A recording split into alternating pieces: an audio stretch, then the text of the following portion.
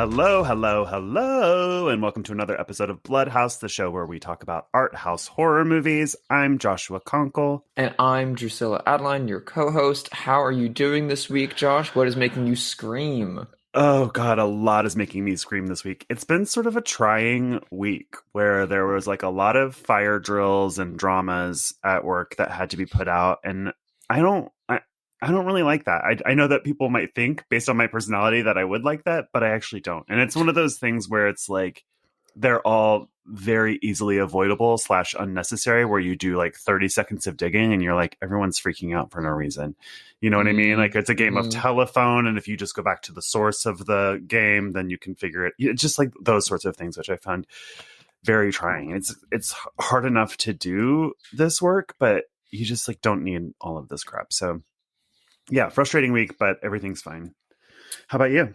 I mean, same over here. Basically, every single client that we work with all came back all at once, all in the same week, all for insane levels of work. So it's been a very full week, but I was able to manage to fit, it's time to see friends and get out of the house. But then it's been so freaking hot. Summer has hit early. It's crazy. It's early, and now it's cold though today. So who knows? I mean, I walked my dog in a tank top, and I was too cold. I had to like go get a sweater. Today's horror movie is global warming, the real existence that we're all inside of. Yeah, I was out and about yesterday for I was out in, uncovered by a building. Let's say I was out in nature, which is rare for me and my pale vampiric flesh. For all of 3 hours max. Yeah. I was down at Bob Baker Day, which is such a delight. It's a big outdoor event celebrating the Bob Baker Marionette Theater. Oh, right. And David Arquette was there as Bozo the Clown. Fuck. We got to hang out with one of my him. celebrity crushes. And you're just like, oh, hey, look, some guys dressed up as a clown in this heat. Can you believe it? And then you get closer and you're like, is that Dewey. Dewey? Which was insane. So of course I bought some merch off of him and hung out with him a little bit. But then as soon as I got home, I took a look at my body and I was like, oh, I am covered in sunburns.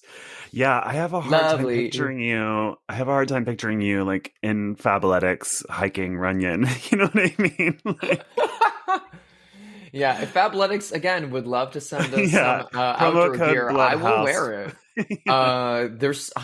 I do occasionally wear things other than all black, full body layered ensembles at all times. I mean, yesterday I was wearing a black tank top and very low cut shorts, and it was a mistake because I am. Well, look, I am a lobster today. It's so hot here. I used to be more insecure about my body when I was younger, but all that's got to go out the window when it's 100 degrees. You got to just wear booty shorts and tank tops, no matter how you look. It's also hotter. Yeah. Lean into that 80s camp fashion. There's a goth way to lean into that, I've discovered too. I have absolutely embraced goth athletic wear. Do you want to know the secret to looking goth and staying fit for the summer looks? Yeah. How? Here we go. You're gonna do your Fabletics, right? Because this is Bloodhouse. And you're gonna have your little booty shorts and you're gonna have your tank top, all black, of course. Yeah, of course. And then you only need about 2 more things to really cap it off and stay super goth and super chic. So a good pair of black sunglasses. Think very Elvira, Mistress of the Dark. Anything that she would wear in that, you get those. And then a black parasol. I love that idea of going for a jog with a black parasol. I mean, you have the parasol with you, and then when you're not actively jogging, pop it up over the sunglasses and just hang out and rest and cool and stay away from the sun. Also, 70 or 80 SPF 100%. Necessary. I will regularly be on a jog and realize that I'm halfway through the Cure's Boys Don't Cry album, and I'm thinking no, not many people would jog to this album, but it works for me, See, when I exercise, my exercise playlists are typically Orgy or Andrew WK. Yeah. Let me tell you, Drew, I'm on a renaissance with Andrew WK. He's so amazing. Funny He's that the you best. mentioned that, because I just rediscovered that album like this week, and I've been listening to it nonstop. Yeah. Yes, same. I Get Wet this for exact me. week. I also got into I Get Wet. Weird. Yep. I Get Wet for me is like the feeling of being on cocaine at a dance party in art school in 2001, because that's what I was doing when that came on. I was at an illegal roller skate party in Bushwick in 2003 when that came on, and it back in 2003 when wearing roller skates was completely illegal in the state of New York for listeners. It was illegal because it was just in a loft in Bushwick. You know, it wasn't like a roller rink. These people just got like 100 pairs of roller skates, and there was a DJ, and they played I Get Wet, and it turned into a mosh pit, and so everyone was moshing on roller skates, and there were so many injuries. And it's such a cherished song for me. So yeah, I've totally rediscovered that album this week, and it's so funny that you have too. Yeah, oh my God, it's the best. I've used it for working out, but then also like my car has an insane sound system with like a sub bass in the trunk. And so that entire album goes insanely hard because it's that 4 on the floor, like constant beat through the entire thing. That's great jogging album. When I crank that up to all high heaven in my car, every other car around me is sitting in Los Angeles traffic just hears like, it sounds like someone's pounding on my trunk to get out. And that's Andrew WK. He's kidnapped, he's in my trunk, and he has a bloody nose. Yeah, what a bunch of bangers that album is. What have you been watching this week? Anything cool? Ooh, I have thankfully stayed on top of my daily watches of at least 1 to 2 movies a day because I have been behind this year. And again, I've been trying to stay more towards things that I haven't seen to educate myself, because there's this perception that I have seen everything. It is false. It is incorrect. It is not true, but I'm getting there. So I filled in a hole this week of a movie that I was told for years not to see, that I would hate, that everyone hates, that it's awful, that it's so bad, and that it's like one of those 70s movies that like killed the golden age of the 70s, like great directors. Okay. Because you know how they're always like Heaven's Gate killed it all, or like Scorsese's New York, New York killed it all. And New York, New York is great. It's a great movie. It's a great movie. I gave us that song.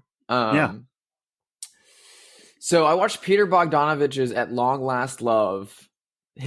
Oh, yes, I saw this on your letterbox. Jukebox musical with his girlfriend Sybil Shepherd, Burt Reynolds, and then like everyone from the cast of Blazing Saddles.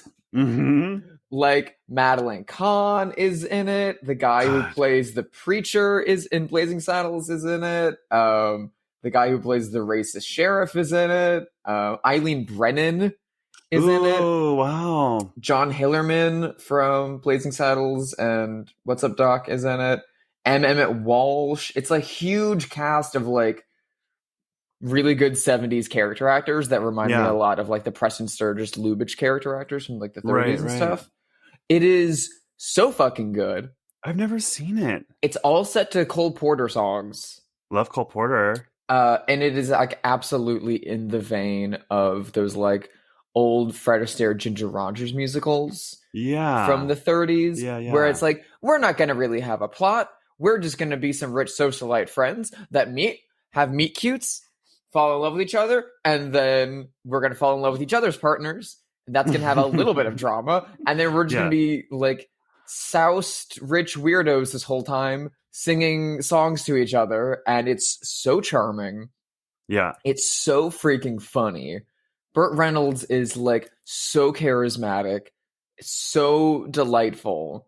There's a scene where he and the other male lead, played by Giulio Del Prete, an Italian man named Johnny Spanish, because that is this movie's humor, are going out with each other's girls to make each other jealous and to make their girlfriends jealous. And they finally come to a head at the opera, and they force each other out of the opera and into the men's room where they can be men about this. And the camera pulls away and you hear fighting sounds and everyone rushes to the bathroom. And then they walk out arm in arm laughing, covered in blood. And it's so funny and it's so cute. And like 5 minutes into it, because like it's all untrained singers. It's all Sybil Shepherd and Burt Reynolds singing. Right. And I don't think anyone who watched The Longest Yard was ever like, let's get him to sing. But he's also in The Best Little Whorehouse in Texas, though. I mean, he's been in a couple of musicals. Yeah, it's a great musical. Yeah. And like, you know, Madeline Kahn was on Broadway for years. She's amazing. Yeah. There's a whole musical number that's just Madeline Kahn and Sybil Shepherd and Eileen Brennan in the ladies' room of a like fancy boutique. And it's like the all girls number of them singing, and they're like quoting lines from Sappho. And I was like, this is the best.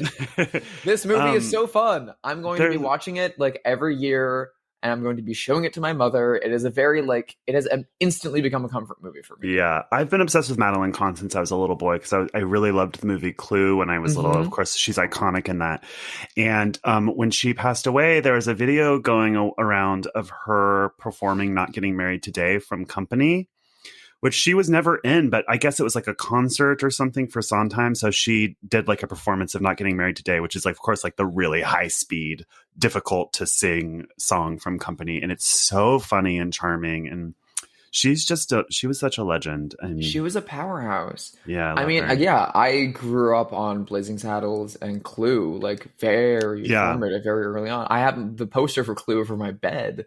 And to see her and Eileen Brennan like 10 years before that together, like another comedic legend. Oh my god, it's so much fun. Don't listen to all the boomers from the 70s who told you that it was a piece of trash. It is a delight. It is fun as hell, and it is hard to find. Yeah. So is that a Polly Platt joint too? No, unfortunately, it is not a Polly Platt joint. This is after Polly Platt and Bogdanovich very much separated over Sybil Shepherd. So if Sybil's in it, she's probably not involved. Got it. I understand.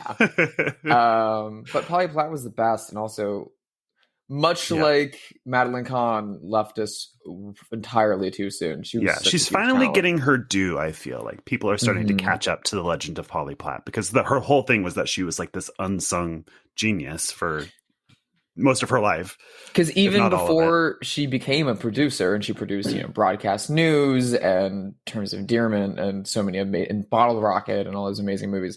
But even before that, when she was just an art director, she was still basically a producer. She deserves a producing credit on Last Picture Show and What's Up Doc and Paper Moon. And like, she's also an exceptional production designer and art director. So that's not a small thing either, No, she's the best. And every movie should be lucky to have the charm, the wit, and the intelligence of Polly Platt. Yeah. What have you been watching this week, Josh? I hope it's as spooky, ooky, horrifying as At Long Last Love. I've watched a couple of cool things that I'll rattle through very quickly. First of all, Bergman Report.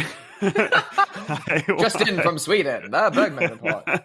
I watched Hour of the Wolf, which I liked very much. That's the horror one. Yep.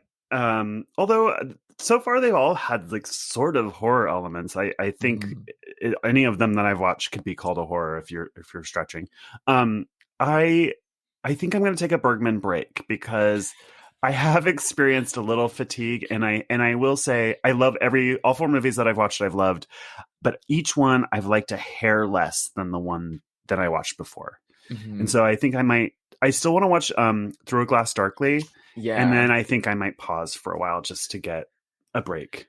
Definitely take a Bergman break. When I was in high school, I watched as many as I could get from my local library, including Through a Glass Darkly, which came in like a trilogy of movies. So I watched all three of those like in the span of 2 days or something. And then I was severely depressed for a while, and I don't know why.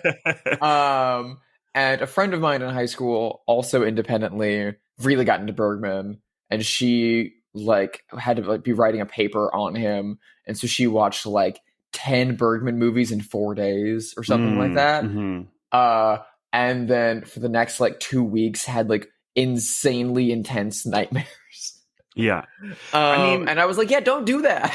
Yeah. Seventh Seal, which was the first one I watched, kind of went down as easy as a Diet Coke, but the others they're challenging. They're challenging movies. As a Diet Coke. Oh, I'm gonna start using that. The other ones are challenging. And I don't say that. I hate saying that because it makes me feel like I'm dumb or something. But they're not popcorn movies. You're not dumb. They require a lot from you. They are like emotionally and intelligently like take a lot. And they're formally experimental and non-linear a lot of the time. And so they require a muscle that you don't always want to work out. Yeah, and it's slower pacing, smaller casts. Yeah. Usually, it's almost always like, there's 4 people on a Swedish island. Something bad is going to happen. Yeah. I also finally saw the documentary Woodlands, Dark and Days Bewitched, which is the like 3.5 hour long folk horror documentary for Shudder. And I, of course, loved it. I mean, I have a list of movies to watch just from that is like 2 miles long, because as many of those as I've seen, there's lots that I haven't, and whole subgenres within the folk horror subgenre itself that I haven't really delved into. So I loved it. It's a full education. No, Kayla Janice did so much research, and the whole project started as doing extras for Severin's release of Satan's The Blood on Satan's Claw? Blood on Satan's Claw, yeah. And then it just very quickly spiraled into no, there's so much more to say about a whole rabbit hole. Yeah. And no one's done it before. And it's this is like the final word, I think, on that until they make 12 more of these movies. But the thing that I really, really want to talk about, Drusilla, is from 2016, The Greasy Strangler, which I have not stopped thinking about. So I'm working on a project. You texted me about it, and then you got the Blu-ray like the day after. Yes, I got the Blu-ray immediately because I loved it so much. You haven't seen it because you said you used to see the trailer at Cinema Family, and to quote you, you said it looked like Adult Swim bullshit, or like edgelord bullshit. Yeah, that's what I said. Which is not wrong, but I happen to like Adult Swim a lot of the time. On one hand, I understand what you're saying, but I like that. And in terms of it being edgelord, I don't know. I don't really like that term because it feels like genderqueer kind of language to me. Yeah. And I used to use it myself, and then I saw someone called John Waters an edgelord recently. Oh, and I was God damn it. We're done. That word's being put away. We're retiring that word. We're putting it on the shelf for 10 years. You can have it back then. I don't know if you would like it or not, but for me, it's sort of like it's the first thing that I've seen in a long time that's like Pink Flamingos, and that it's so shocking that it makes you laugh. I laughed so hard, and I've been working on a project with Dani DeVito, and so I made Dani DeVito watch Greasy Strangler this week. And he loved it, and he can't stop talking about it. I'm sure he did. This is the man that actively chose to be on It's Always Sunny. And other friends that I know you like, BJ Coangelo, people like that, have reached out to me and like, I love that movie. Brian Fuller texted me and was like, I love that. So smart people love it, and I don't know if you will, but at some point you have to watch it because it's. Well, then I'll be dumb. Listen.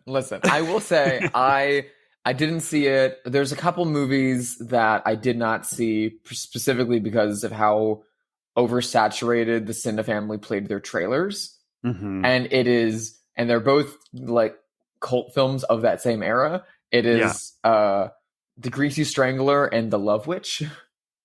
Oh, yes. I also like The Love Witch.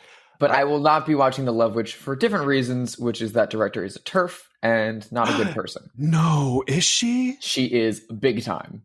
Oh, no. Yes. That's so disappointing because it's a beautiful looking movie. Oh, no. That's a real stake to my heart. Ugh. Yeah, I'm sorry to say, but that is why I don't watch that movie. Because I finally reached a point where I was like, it's been years enough from the time that I spent at Cinema Family. It's not in my head. Maybe I'll finally sit down and watch it. Like, I'm putting it back on my list, and then like I met and worked with her, and then I saw a bunch of her tweets, and I was like, goodbye. Oh no, that No, sucks thank so you. bad. The way I've been describing the Greasy Strangler to people is if tonally and aesthetically, really, imagine if Napoleon Dynamite were hyper violent and aggressively sexual.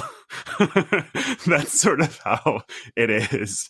It made me laugh a lot. That's all I can say about it. I think I haven't stopped thinking about it. I did watch their other film that they made after, yes, what director? An Evening with Beverly Loughlin, which I saw before this and really liked. Which, so there's like Matt Berry and Craig Robinson and Aubrey Plaza. And it's that same kind of tone, but without the gross out stuff. Yeah, it feels like the people who made Napoleon Dynamite trying to do a Coen Brothers movie. Yeah, that's a really good description. And it's super funny. And like really stilted and really arch. Yeah. And it makes sense for all of those actors to be in that. Yeah. I think I might do a Maybe screening. I'll see Greasy Strangler. I might do a screening of it for my birthday, so you can come to that. Because it'll be fun to watch with a crowd. Yes. That I was going to say, the way that you can get me to see the Greasy Strangler is in a room full of Los Angeles famous people. No. Yeah. Is with a group of friends. That is the way I want to see it. That's the appropriate way to see it. Yeah. There's a lot of movies that I'm like, I don't really want to watch that. However, if someone's like, hey, let's watch this, I'll be like, cool, fuck it. Yeah, awesome. I'm always on my own watching stuff. And so I better fucking like it. But I'll do anything for my friends. Or famous people. Famous people. I will do more for famous people than I will for my friends.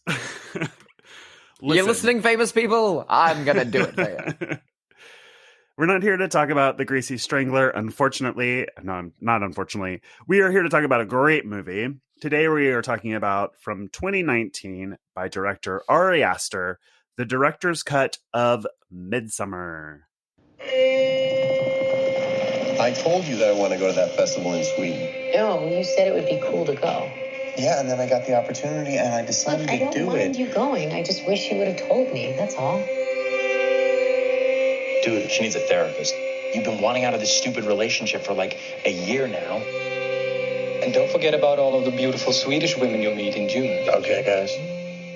That's not her again. So, Drusilla, you like this movie, yes? Yeah, I like this movie. I enjoy a little bit of suicide and that splatter. Yes sounded like a B and not an A. Is that? Yeah, it's probably a B, not an A. Okay. I mean, I like this movie. I don't love this movie. Okay. I think it's good. I think it does what it sets out to do well. For what it is, but I'm not like, I don't know. I also wasn't madly in love with Hereditary. I like this more than Hereditary. Oh, I love both of them. I actually think I prefer Hereditary just a smidge more, but that's like a quibble. I love them both a lot. So, I'm an Ari Aster stan. I love Ari Aster. I think he's a good guy. I think he's a very talented filmmaker. So to watch the director's cut, I will preface, I had not seen it in theaters. I'd only seen the theatrical cut. But a friend of mine who is also named Dani, same but not spelling, Danny DeVito. but not Danny DeVito and not Dani Florence from Pugh the movie. Dani. Yeah, exactly. I see. She's obsessed with this movie because she is a girl who likes to take mushrooms and trip, and her name is Dani, and she's been in abusive relationships like this before, and she's like, wow, it's my story. And I'm like, no, it's not. So I got her the director's cut, the like A24 like website exclusive release version of it for her birthday a couple years ago. And so I called her up and I was like, hey, I need to watch this for the podcast. Do you guys want to like come over and we'll like all watch it together? So I had a bunch of friends over, put out a charcuterie board and like fun snacks and all this kind of thing. And I played hostess so we could all as a group sit down and hang out and watch Midsommar. Which was weird and wild, and I recommend that everyone watch Midsommar that way. But the general consensus from everyone before and after we all rewatched it was that they all preferred Hereditary. I think I was the only person in the room that preferred Midsommar. Maybe Dani. I don't know. Yeah, Dani does not like Hereditary. Scared her too much. She's not a fan of it. But Hereditary didn't I think the reason I don't like it is because, well, not I don't like it, but is because it didn't scare me. Everyone talked about Hereditary as going to be this, like, it's the next Exorcist. You must see Hereditary from A24. I think Hereditary is very scary. It scares me very badly. This movie upsets me and disturbs me more than it scares me. Same. That's why I like it. But that's not a compliment or a diss on this movie. It just is the nature of the movie for me. I saw this in the movie theater, but it was the theatrical cut because it was when the movie came out, and I took an edible to see it, which I thought would like heighten the experience, but it actually didn't. Unfortunately, it sort of dulled the experience, I think. Interesting. Because I didn't really, when I partook of such things, I didn't really partake of edibles or pot very often. And so, I don't know, it just like sort of flattened my senses. So I felt like watching it. Kind of, yeah. And so this felt like watching it for the first time in some ways.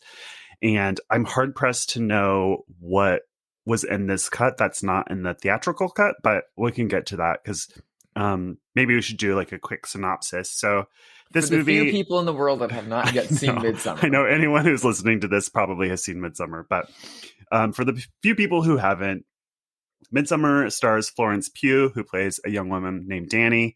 She's dating the shittiest man in the world, Christian, played by Jack Reynor. And he's about to dump her when she experiences a really horrific personal tragedy, and he chickens out.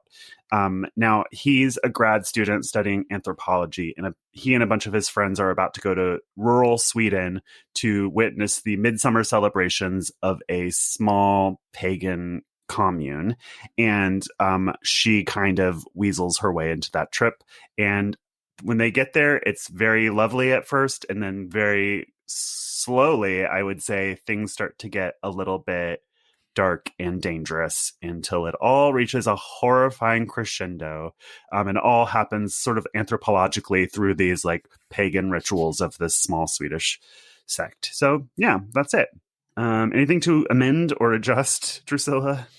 I mean, yeah, I'm gonna put a big trigger warning on this one, which is not something that we've done before at all, which we maybe probably should have, considering that we've talked about sexual assault and things like that on past episodes. But I'm gonna say, if you struggle with suicidal thoughts and ideation, or you struggle with close family relatives that struggle with suicidal thoughts and ideations, this movie is tough.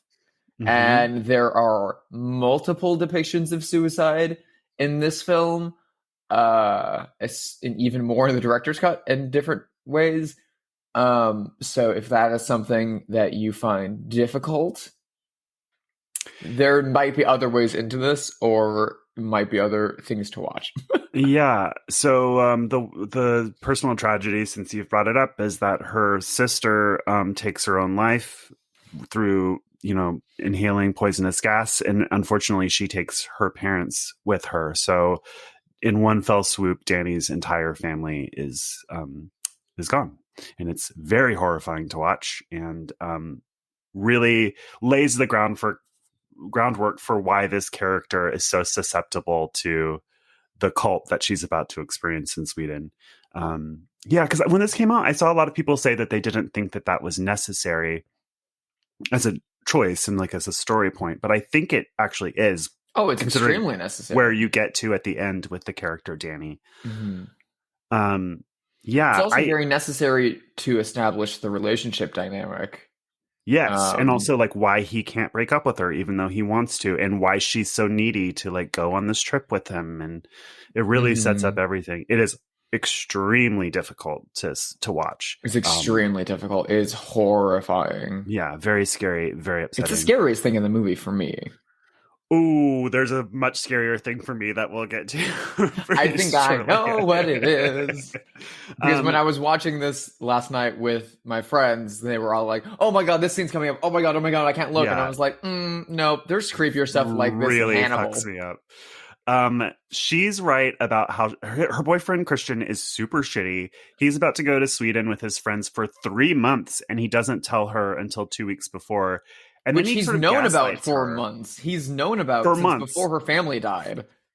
Yeah, and she's like, "What are you saying? What do you mean you're going to Sweden for 3 months?" And he's like, "What, babe? It's like no big deal. I wasn't sure if I was going to go or not." And he makes her feel like she's crazy for being mad about it, and to the point that until she's crying and apologizing to him. Yeah, and that's sort of so the dynamic. It's infuriating. Their relationship is so infuriating. There's like a point when they're in the commune in Sweden where he's forgotten her birthday, which is like day one of the trip. And like his friend that's on the trip, not even her boyfriend, his friend is like, "Hey, by the way, it's your girlfriend's birthday." It's like so galling. And again, his excuse for missing the birthday is also like top tier shitty dude, because he's like, "Oh, I'm sorry, I thought it was yesterday." Which, are you kidding me? That's not an excuse. That means you forgot it yesterday then. You know what I mean? And again, he like gets a cute little cupcake with a candle in it or something and gives that to her.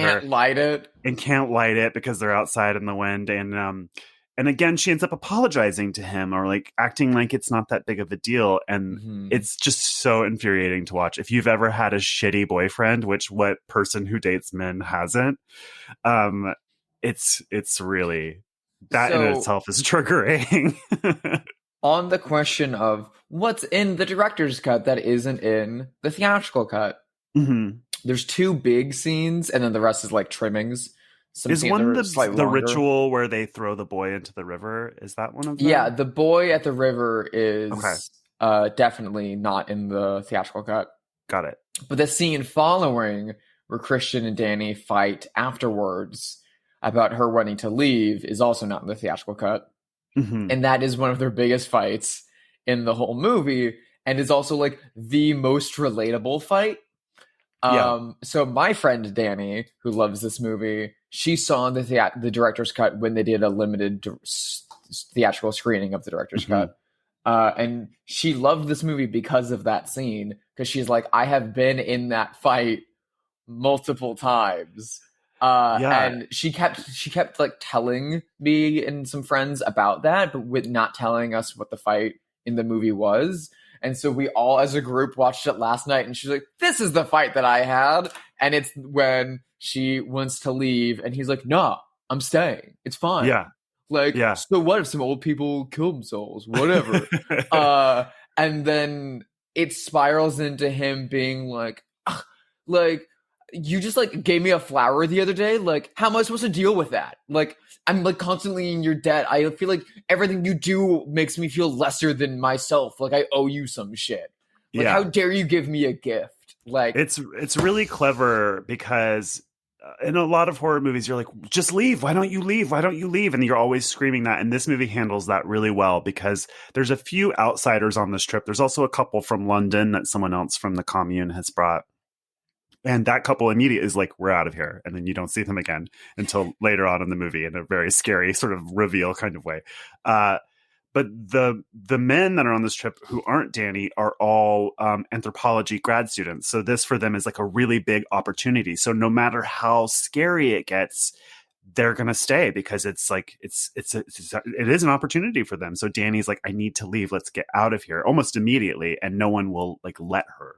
And so it's a very clever use of like anthropology as a plot device, because the whole movie is kind of anthropological. It's like taking you through the literal rituals of this fictitious pagan cult in Sweden, and it's really cool. I mean, it almost has like a documentary kind of feel about it, you know.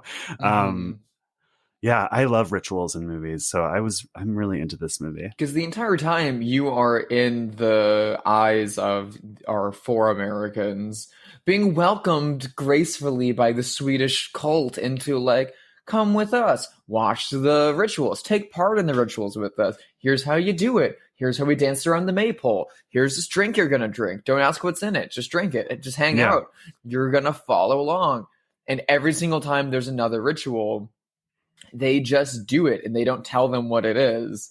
So one of the first things that sparks everyone off into being, "This isn't good, we should all leave," is like the second or third ritual, which is when the 2 most elder members of the cult who have reached 72 years old. You got to go. It's Yep, Logan's Run, but you're 72 instead of 30.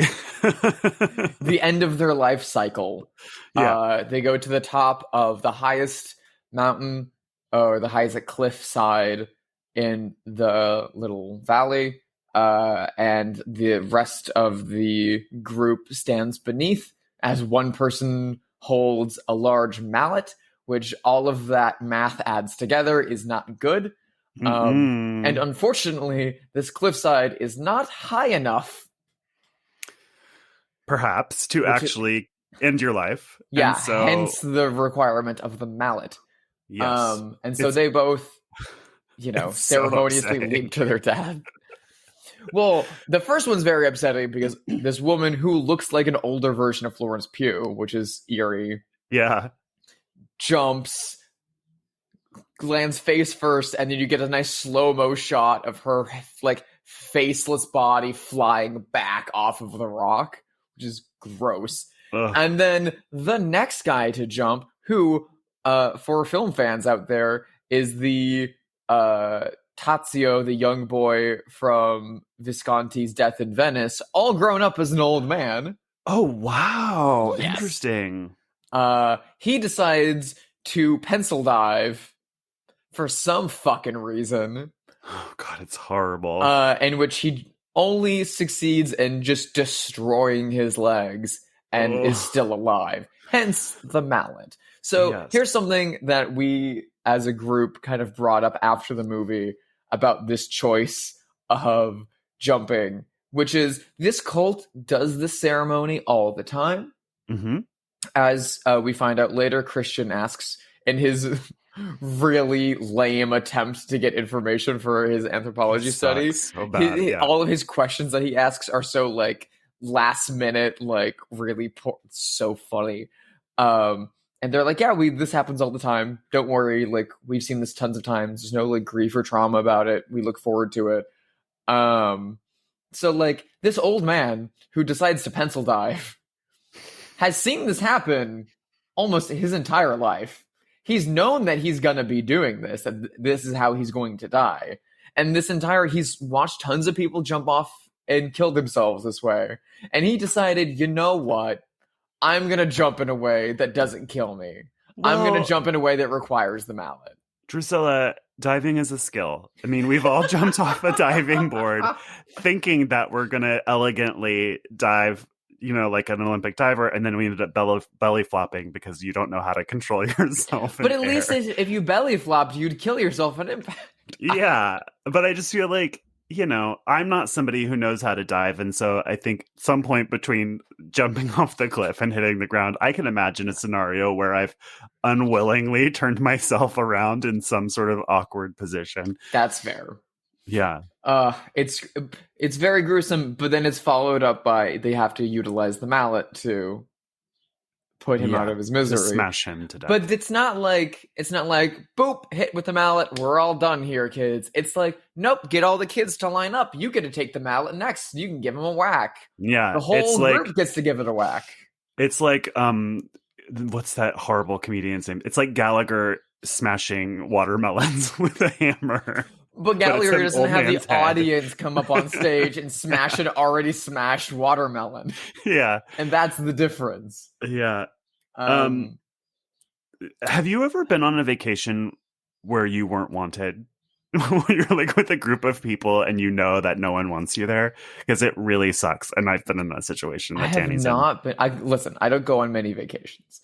Yeah. My family was not very super well off. I mean, I have been on vacations where it's just like me. So I've been on tons of vacations where it's me, my father, who I don't get along with, and my brother, who I really don't get along with, and then a bunch of my father's diving friends, like scuba diving friends. And then you are stuck in a small island off of like Peru in the Caribbean.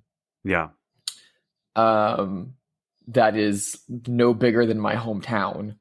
And you have to take a rickety little plane in and out of it. I have been on vacations like that, where I have no one else. I have no one to connect with, to relate to, or talk with.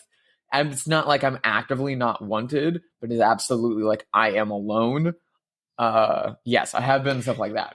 I went on with an ex for their 30th birthday. They rented a big fancy house and took all their friends, but all of their friends hated me and I hated them. And it was just like the most miserable trip. And there's a photo that's actually hilarious in retrospect where all like 20 people are by the pool and everyone's smiling and I'm in the corner just frowning. Like you can tell I'm having the most awful time. I need to see a photo from that trip where everyone's hanging out by the pool and then you are just like, your face is in a window pane of the house from the back, like spirit photography. Yeah, that's the vibe the photo gives off. Ooh, speaking of photos, I when I was watching this, I have all these old family photos, and there's a family photo that I have of my great grandmother and grandfather in Kentucky, in like the 30s probably, and a bunch of other old people doing a maypole dance. And I was like, ooh, this is very Midsommar, because there's a lot of pagan shit in Appalachia, really. Mm-hmm. I mean, yeah, it just made me think about like pagan traditions and wonder how much of this is made up or real. Of course, they're using runes. They refer to like the Elder Futhark and the Younger Futhark, which are their actual runes from Scandinavia. So I just wondered how much of this was like fictional. Yeah, despite my complexion and hair color, I know very little about Scandinavian pagan rituals and roots. I'm just frighteningly little. So when I watch something like this, I'm like, sure, this is what happens all the time. Yeah. Whatever. I don't know. I mean, they do use a lot of like common occult symbols, like a hare, a rabbit is a symbol of fertility. So is an egg, so they're doing like sort of those obvious things. But I don't know. It just must have been so fun to like invent rituals and traditions, out of your mind instead of like pulling, you know what I mean? Like it's just such a cool thing.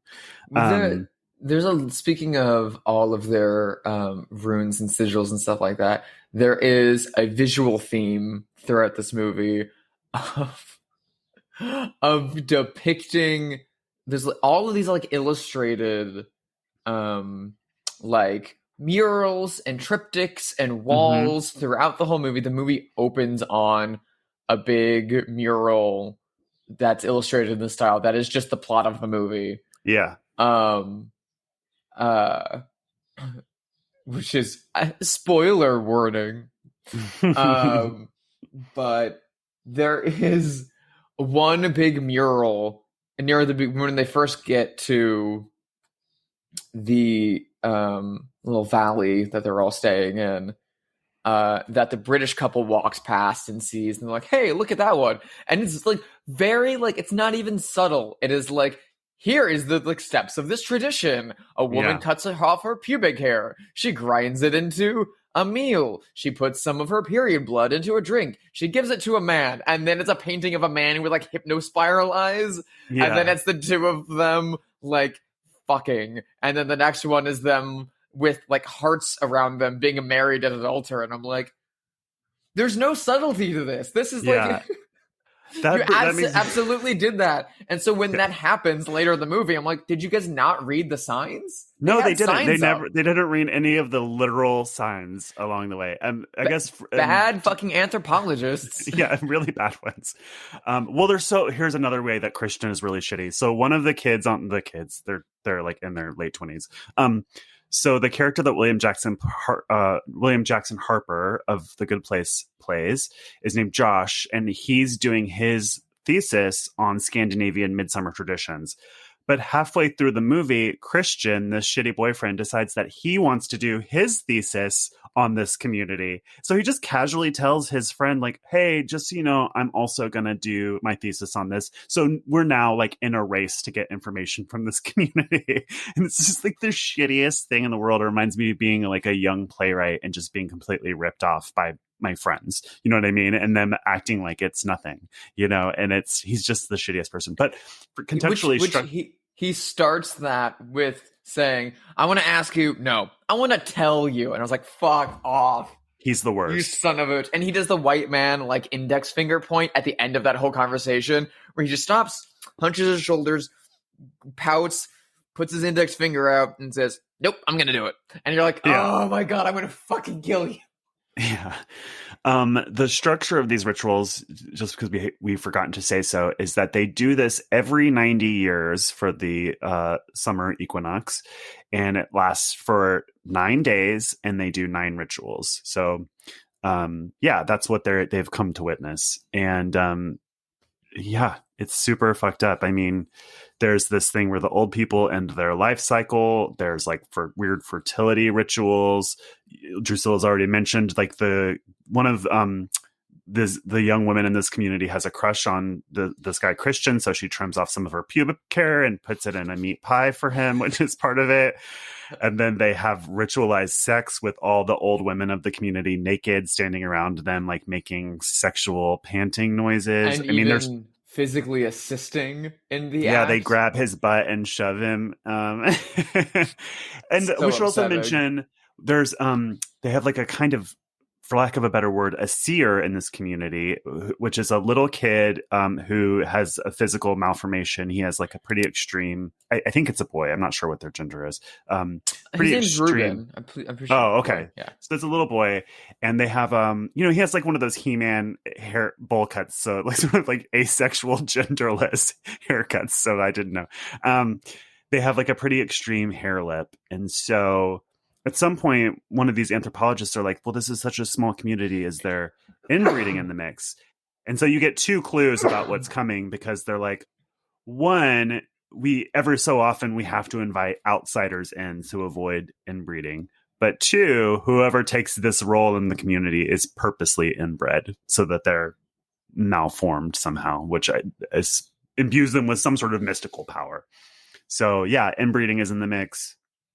And a clue that they need to bring outsiders into the community, to mate with, essentially, so that there's not all inbreeding.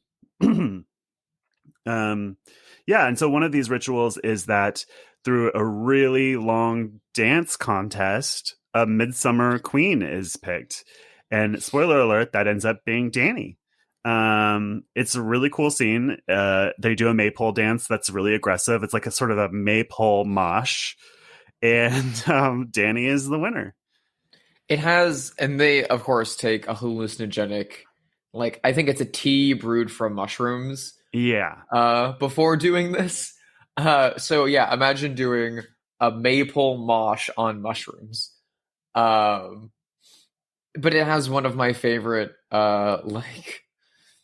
person in a foreign land during a horror movie tripping tropes, which I guess that's a trope. It is really. She is just like, I'm speaking Swedish suddenly. Whoa, okay. Yeah. Which I always imagine in my head that like this is just Dani's POV of her very like high, being like, oh my god, I'm speaking Swedish with you right now. Oh my god. Yeah. Where it's, if we got like the wide cutaway to everyone else's perspective, she's speaking like Simlish or something. She's like Simlish, or like the Swedish chef from the Muppets. She's going, I think Dingadurgan, and they're like, yes, and they're like, Salsa Freda. Oh yeah, goodbye. Like, and at this point in the movie, most of her friends are gone, because it does operate like a Swedish, like a slasher movie, rather, like where one person goes off on their own and is never seen again. And really, it makes an interesting choice, because most of the murders happen off screen. I mean, you don't get a lot of like kills. You only see one. You see Josh's, William Jackson Harper's, right? But otherwise, a swift hammer to the noggin. It's very frightening too. This movie is really scary and just like super beautiful. I mean, most of it's during the day because it's summer in Sweden, so they only get like 3 hours of darkness. So it's very disorienting right away for the Americans, because they don't know what time it is. There's a scene where they do mushrooms as soon as they get there. And they're lying around on this beautiful hillside in the sun, and someone's like, what time is it? And someone else is like, it's midnight. And they're like, it can't be, the sun is still out. And so they're right away, it's very disorienting and really fucks them up. And there's just like, it's the valley itself is just a beautiful, lush green valley, lots of flowers. Their buildings are like very Scandinavian, minimalist chic, and then have all these pagan murals on them. It's a very, very beautiful movie to look at. All the people are just wearing all white because they're in a cult, of course. It could not look more beautiful. And sort of like The Devils, it has these really large crowd scenes that are really intricate and make it look like a like almost painterly, right? So there's like these giant community meals where you're seeing it from above, and the way that people move is it's just beautiful. It's like a painting. No, it's very orchestrated and very choreographed in the way that everyone moves, because it has that ritual to it. It has the like lived in step of, we do this all the time. We know our rhythms, we know our placements, which only sets the Americans out even further, which like they're trying to stay in step with all of that for the beginning of the movie. But then by the end, when it's just Dani and Christian left, and Dani is like pretty well getting indoctrinated and also pretty freaking high, and Christian is also pretty high, but really, really, really dazed, and he's like the only guy not wearing all white, and he's just like stumbling around as they're all moving in one big unit. It's sort of like the community is pulling Dani in and pushing actively Christian pushing him out, which leads to the big finale, which is, she's been crowned May Queen, and he is sewn into a bear suit, into like literally a bear skin, and she gets to choose basically whether he lives or dies, and you can guess what she chooses, and it's very satisfactory as an audience member, because he's been the shittiest boyfriend, and it sort of like makes you root for her to kill him. It's like so fucked up. This movie is in conversation, I think, with the 70s movie The Wicker Man. Oh, absolutely. And very intentionally so. I think when I first saw this, and granted I was high and didn't have like the best theater going experience, I sort of wished that this was more linear and plot-y with like clues and mystery like The Wicker Man is. But now I don't think that at all. What do you have a feeling about this? I mean, do you prefer The Wicker Man to this, or? I prefer The Wicker Man to this. Because The Wicker Man's a musical. It is, yeah. And on that fly, there was a da da da da da. It's great. That scene. But also, like, I enjoy, kind of like you're saying, the mystery element. You're with Edward Woodward the whole time, and unlike Midsommar, so one of the things with Midsommar is that, like, I kind of hate all the men. I hate all the men. So the Christian is the worst, but Will Poulter's character is also the worst in a different way. He's vile.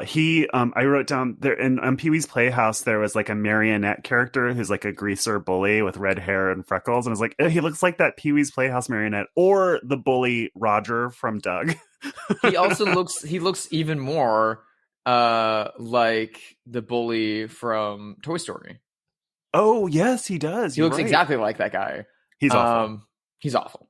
And his big sin is urinating on a very important tree. Yeah.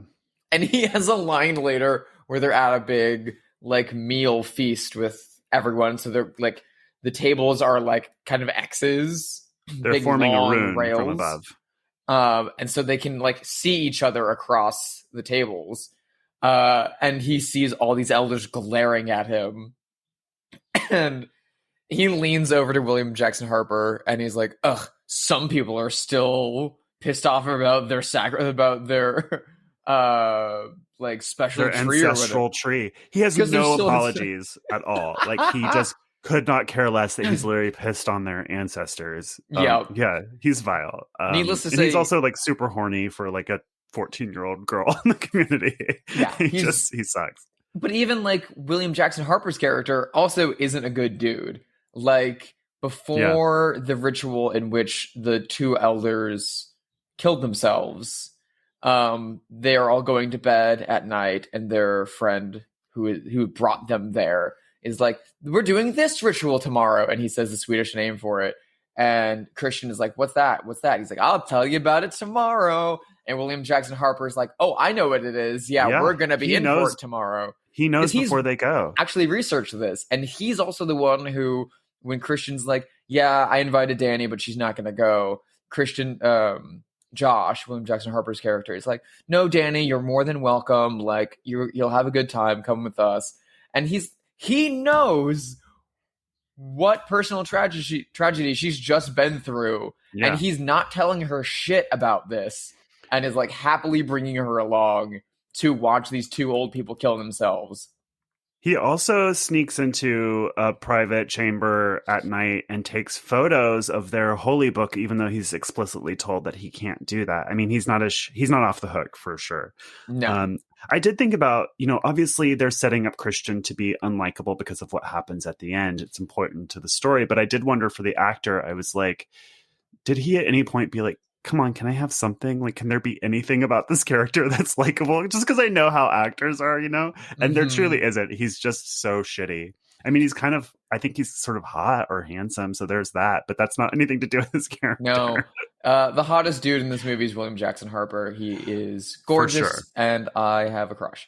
He's really hot. But, like, almost the entire, like, Swedish commune is not attractive. Oh, I disagree. I wrote down Scandinavians are so hot in my notes. Scandinavians are so hot, which they have that line when they're like in the car on the way there with like, why are Swedish broads so sexy? And it's like, because all the Vikings went out and stole only the hottest women from all the other places and brought them back.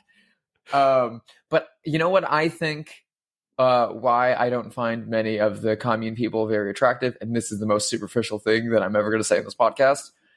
They all have that bowl haircut. Like not the little boy with the hair lip. Yeah. Not a fan. They have been a self-sustaining community for hundreds of years. They all take care of each other and take care of the land, and they all serve different roles and purposes within their group. But not a single one of them ever was like, I'm going to become a barber. I'm going to learn how to cut hair. I'm going to Aveda school for hair cutting. I think...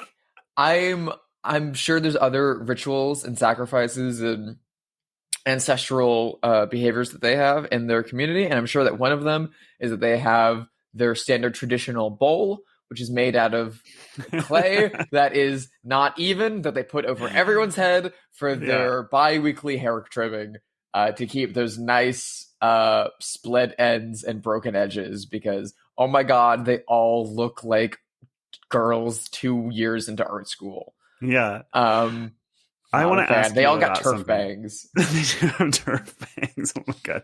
I want to ask you your opinion on something. When this came out, I saw a lot of people griping, or not griping, that feels negative, pointing out the fact that this movie falls into a common harmful trope of using people's disfigurements for horror, which they do with the boy with the the hair lip. I was going to bring that up. What's your feeling about that? I find it a little unfortunate, especially considering that was used heavily in the marketing for this movie. In the trailer, like the big scary shocker, ooh, this is a horror movie, is a close-up shot on Ruben. But then also the fact that this is from Ari Aster, and this came out like a year after Hereditary, which did the same thing. Hereditary? What does it do? I mean, with the daughter, it uses, or at least in the marketing, they've really used the daughters like as a source of horror in the trailer. As like, look at this creepy little girl. And but she's not disfigured or anything like that. She's not disfigured, but she's a disabled actress, and she's amazing. Oh, is she? Oh, I didn't know she was. I didn't know she was disabled. And she is fantastic, but wonderful in the movie. She's amazing. But both, I don't know if it's Ari Aster putting these people in these movies, like Michael Winner in The Sentinel, or if it's A24 being like, we got some freaks. We're gonna sell them on the freaks. I don't think I think it's Ari Aster. I mean, I don't think anyone's telling him what he can or can't do. And I'm not telling him to put it in there. I'm just asking if it's the marketing. Oh, I see. Well, let's. Ooh, you got a person who doesn't look like other people in this movie. Yeah, put him front and center in the trailer. That way they know. Step right up. Yeah, I don't know. I mean, I think maybe he has a thing about it. So I don't know if it's like conscious or unconscious. I feel like sort of on the fence about it, because I do understand how hurtful it must be to be a person who has a hair lip or whatever to see this. But I also, I have to admit that I like it.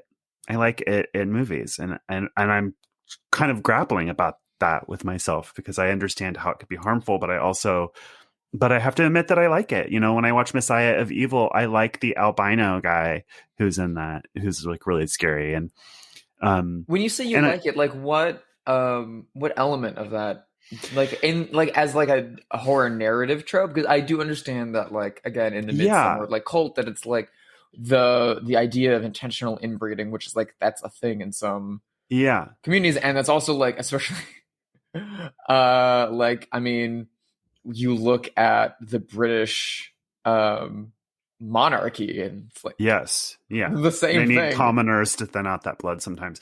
I guess when I say I like it, I mean that there's something about it aesthetically that I'm responding to. And I also I have a sort of a contrarian nature sometimes. So as the world has gotten more I don't know, altruistic is the kind way of saying it. Sanctimonious is the not kind way of saying it. And I think it vacillates depending on the person and the situation between those two polar opposites. But sometimes when people wring their hands about something a lot, I sort of feel like this is virtue signaling. I guess there's no other way to say it. I don't know where I land on this with that. I disagree. Listen, as a trans person who has grown up with a horror movie trope of how are we going to convey to the audience that this person is not mentally stable and or dangerous and other and creepy. We'll take a man and we'll put him in a dress.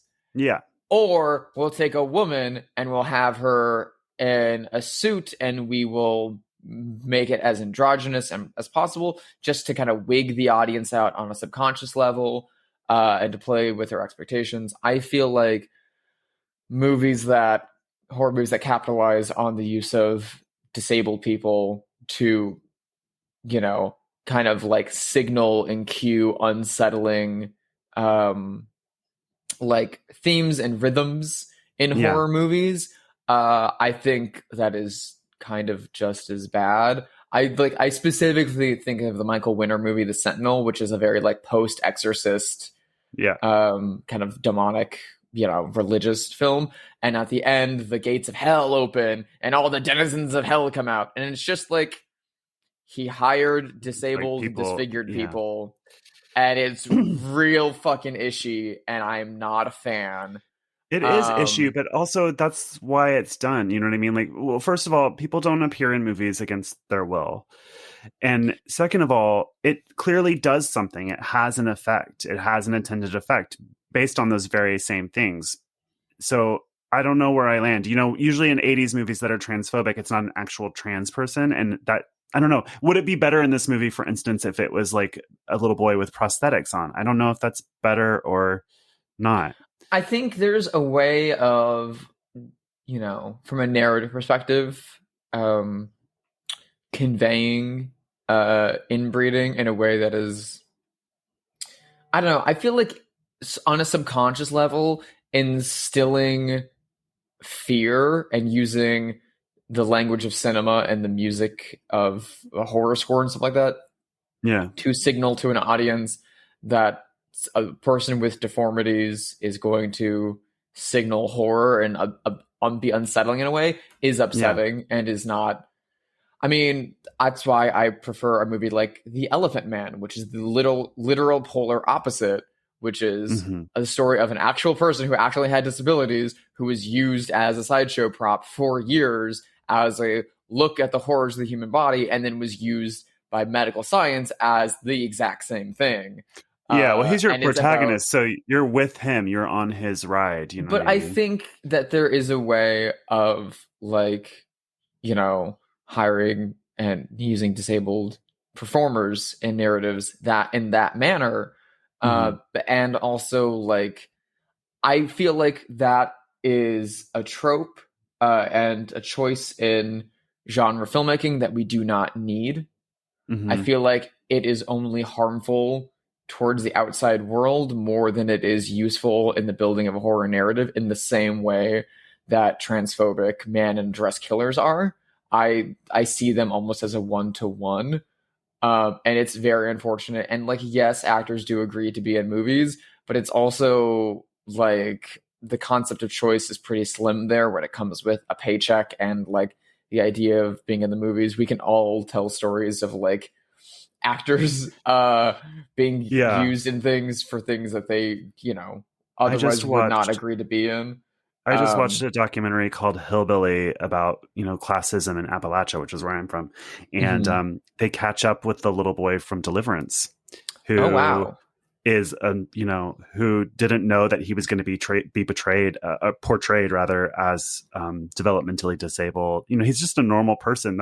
He's like a normal kid who thinks he's getting like a big payday and a big movie. And then the way that the movie actually portrays him was a surprise to him and has like been something that he's had to live with his whole life. Now he's like a middle-aged greeter at Walmart.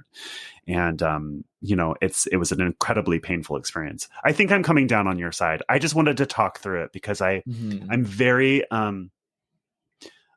hesitant to participate in what I view as possible, like, I don't know, mob mentality, or that's not the right word, but like whenever a whole bunch of people are wringing their hands about something, I guess because I grew up queer and different, it sends warning signs to me that like maybe the group is going to like come against an individual. No, but, as you should. And I think that, you should avoid group thought as much as possible, but you should also find ways independently. I mean, it's the same reason why I didn't watch The Greasy Strangler and The Love Witch. It's because everyone was all getting around those trailers at the same time. Yeah. And I was like, nope, not for me.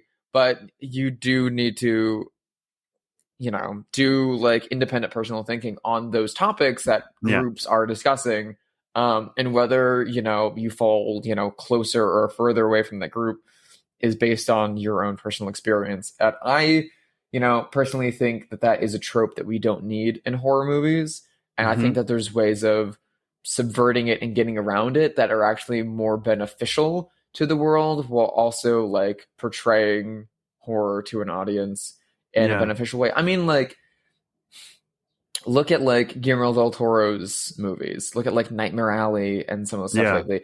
Like, he uses disabled characters and performers in ways that do not do that, while also still making genre films. The Todd Browning movie Freaks is a great example of like, it is called Freaks. It is about a circus sideshow. There are tons of disabled performers within this film that are actual circus performers.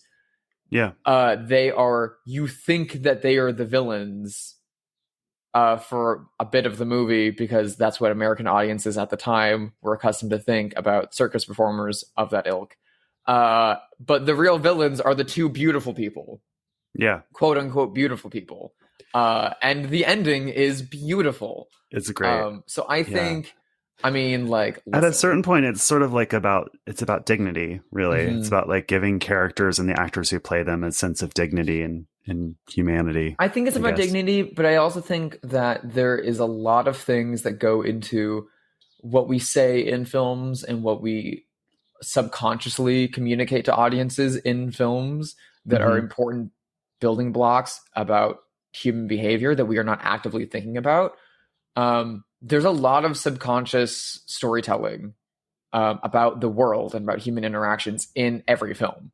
And I think we should just be giving a little bit more thought into how we are portraying certain people and what audiences are meant to take away from that, from both a single film and from an entire history of film as a whole. And this has been, I mean, this conversation has been around longer than cinema's been around, because it's also like the crux of Hunchback of Notre Dame and Nostam. I should.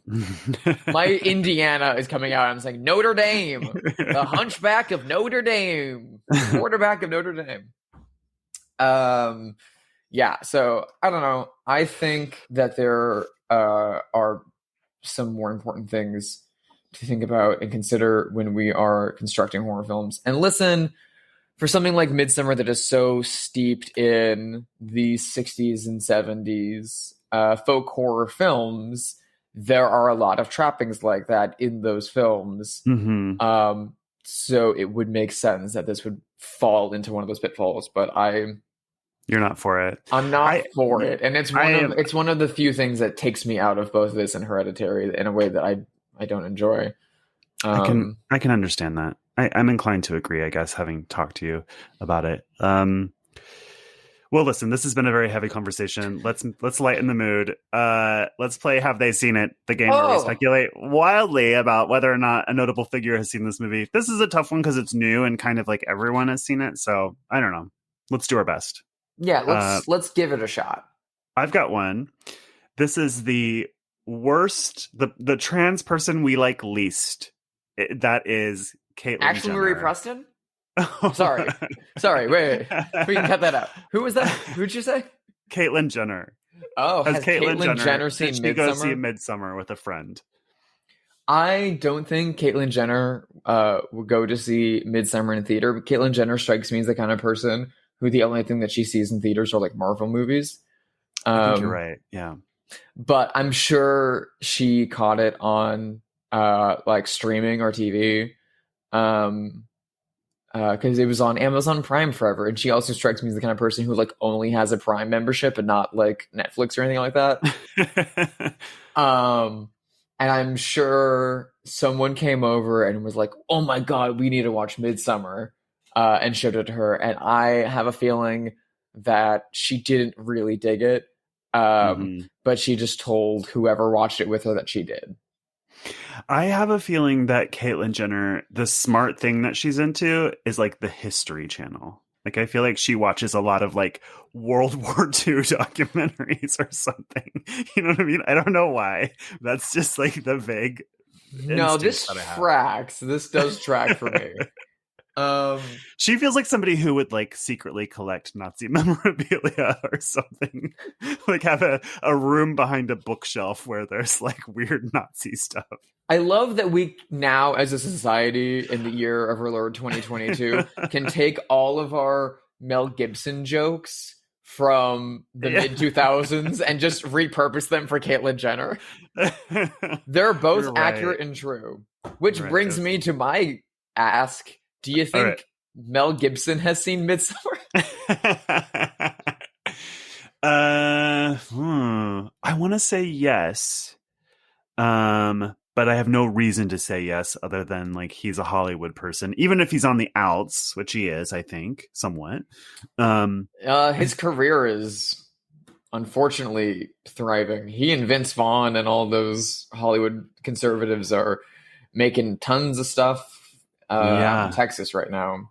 Yeah, you're right. I think he's seen it. I think he might like it. Weirdly, I don't know why I have that instinct. It's a movie that celebrates white culture.